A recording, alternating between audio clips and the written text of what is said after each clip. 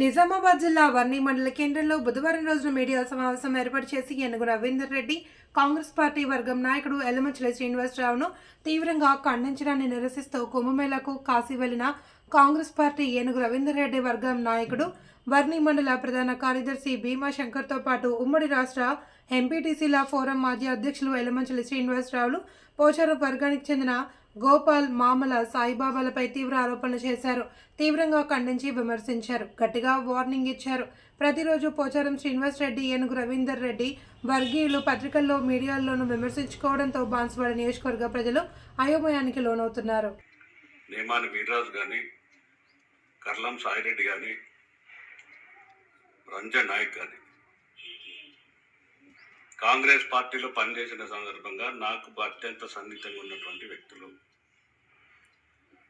నేను ఏ రోజు కూడా సూటిగా విషయాలు అసభ్య పదజాలం కానీ పరుష పదజాలం కానీ వాడకుండా రాజకీయ వ్యవస్థని, ప్రభుత్వాలని, చట్టాన్ని అనుసరిస్తూ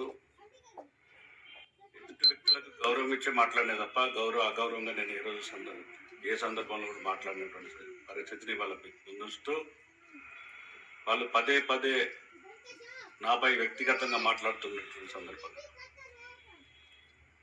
గతంలో వ్యక్తిగతంగా నన్ను ఏ రకంగా మాట్లాడినా సరే సోదరభావంతో పనిచేసిన వాళ్ళు పోచారం శ్రీనివాసరెడ్డి గారు కుమారుడు భాస్కర్ రెడ్డి గారు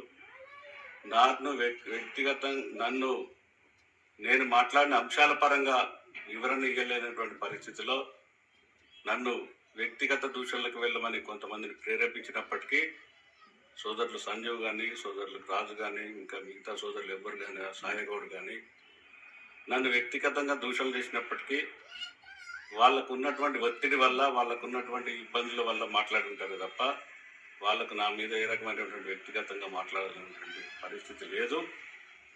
కానీ పదే పదే వ్యక్తిగతంగా మాట్లాడుతుండడం వల్ల నేను వివరణ ఇవ్వకపోతే అవే నిజాలనుకుని 1-4 సార్లు మాట్లాడితే అబద్ధాలు కూడా నిజాలు అవుతున్నటువంటి పరిస్థితిని అందరి ముందు వస్తూ నిన్న సోదరుడు పాన్ గోపాల్ మాట్లాడుతున్నాడు. ఎలమంచిలి శ్రీనివాసరావు అనే వ్యక్తికి ఈ గ్రామంలో మరి ఎటువంటి పరిస్థితులు అంటే నేను ఒక సందర్భంలో ఆయనకి గాసం కూడా నేనే పంపించినటువంటి సందర్భాన్ని మాట్లాడుతున్నా. అంటే ఇంకొక మాట ఏమంటుండు, ఉన్మాదిలాగా 65 ఏళ్ళ వయసు వచ్చినా కూడా ఉన్మాదిలాగా మరి ప్రవర్తించునని చెప్తున్నాడు. పాన్ గోపాల్కి నేను ఒకటే చెప్తున్నా, నేను ఖచ్చితంగా ఉన్మాదినే. ఎందుకు ఉన్మాదినంటే 40-45 ఏళ్ళ ఇండస్ట్రీ పోచారం శ్రీనివాసరెడ్డి గారు. అన్ని మండల గట్టిగా కాంగ్రెస్ కార్యకర్తలకు, నా యొక్క స్నేహితులు, నా మిత్రులకి అందరికీ నా యొక్క నమస్కారం. నేను నిన్న కుంభమేళకు వచ్చిన, అక్కడ దర్శనం బాగా అయింది. కాశీకి వచ్చిన, కాశీలో కూడా 10 గంటల లైన్లో ఉన్నాం, కానీ 3 సార్లు దర్శనం చేసుకున్నాం. అట్లా దొరికింది మాకు దర్శనం. సరే, మంచి మీరు ఎవరైనా వస్తే మన కార్యకర్తలు కానీ ఒక కుంభమేళ ఒకటి కాశీ చూసుకోండి, అయోధ్య గిట్ట వెళ్ళకండి, అక్కడ ప్రాబ్లం ఉన్నాడు బాగా, వెళ్ళొద్దు. ఈ 2 దర్శనం చేసుకొని ఇంటికి వెళ్ళిపోండి. అయితే నిన్న జరిగిన విషయము ఏంటంటే, కాంగ్రెస్ మీటింగ్ పెట్టిర్రు. ఆ రోజు నిన్న నేను లేను, నేను కాశీలో ఉన్నా, వాట్సాప్లలో చూసిన. అయితే సరే, ఇవాళ జరిగిన సంఘటన ఏంటంటే, కొంతమంది పెట్టిరు, మరి అది ఎందుకు పెట్టిరు అర్థం. వాళ్ళ బతకాలు చూసుకోమని చెప్తున్నాం మేము. వేరొకటి బతుకు గురించి ఎందుకు? వాళ్ళ బతుకాలు చూసుకోండి, వాళ్ళ బతుకు చరిత్ర చూసుకోమను. వాళ్ళు ఎక్కడొచ్చిర్రు, ఎట్లున్నారు, ఎక్కడుండే పానుకోక. మద్యపాన నిషేధం ఉన్నప్పుడు పోచారం శ్రీనివాసరెడ్డిని పట్టుకొని మద్యమమ్మి సంపాదించారు.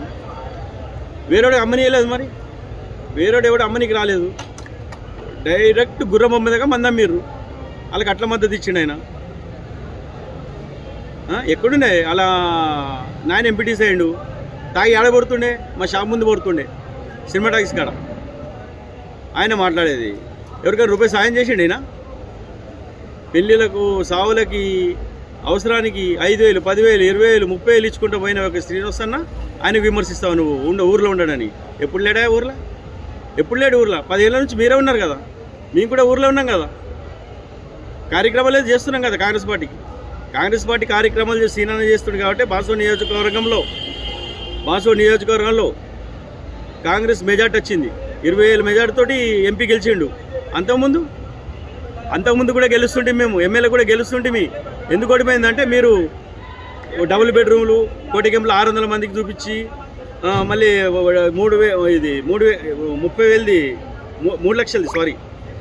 3 లక్షలది ఇల్లు కట్టుకోమని పాములు ఇచ్చి మీకు శాంక్షన్ అయిపోయింది ఇచ్చి దొంగ మాటలు చెప్పేపించుకున్నారు ఓట్లు. మీరు అట్లా గెలిచారు. మీరు ఇప్పుడు రాజీనామా చేయమని సార్కి, ఇప్పుడు రాజీనామా చేసి ఇప్పుడు నిలబడమని చూద్దాం, గెలుస్తాడేమో. ఈయన నువ్వేంది మాట్లాడేది? నీ బతికెంత, నువ్వెంత, నీ కథ ఎంత? మంచిగా మాట్లాడు. ఇంకోసారి కబర్దార్ 4 జీరస్ ఇంకోసారి మాట్లాడినావంటే ఏదైనా పార్టీ గురించి 10 పార్టీలు మారుస్తావు నువ్వు. 10 పార్టీలు మార్చేటోళ్ళు మేము ఒక్కరి పార్టీలో ఉండి నిలబడుతున్నాం. మళ్ళీ మా పార్టీలోకి ఎందుకు వచ్చిర్రు? రాజు పని ఏమొచ్చింది మీకు? నేను కాశీలో ఉండి వాట్సాప్ చూసి నేను ఫోన్ చేసి ఇప్పుడు మాట్లాడుతున్నా. మీకు ఇది కరెక్ట్ కాదు. ఉండు, ఆయనకి ఇవ్వను, కౌంటర్ ఇవ్వను, సార్ కౌంటర్ ఇవ్వను. మీ సార్కి నువ్వేంది ఇచ్చేది కౌంటరు? నీ బతికెంత ఉంది అసలు? నీ బతికేంది ఊర్లో అందరూ తెలుసు. ఇట్లా పొడువు బొట్టు పెట్టుడు కాదు. ఎవరు నమ్మండి నేను ఊర్లో. ఇంకొకసారి కౌంటర్ ఇచ్చినాక 4 జీరేస్తా. కేసులు కానీ ఏదైనా కానీ తమాషా చేస్తున్నావా? ఇంకోసారి నువ్వు కౌంటర్ ఇచ్చాక 4 జీరేస్తా. మీసారి ఓటుకని రూపాయి ఒడ్డేపల్లికి వస్తావు ఓట్లేమని, ఓటుకని రూపాయి సాయం చేసినావు నువ్వు. ఒడ్డేపల్లికి అంత గరీబులు కైకిలోళ్ళు ఉన్నారు.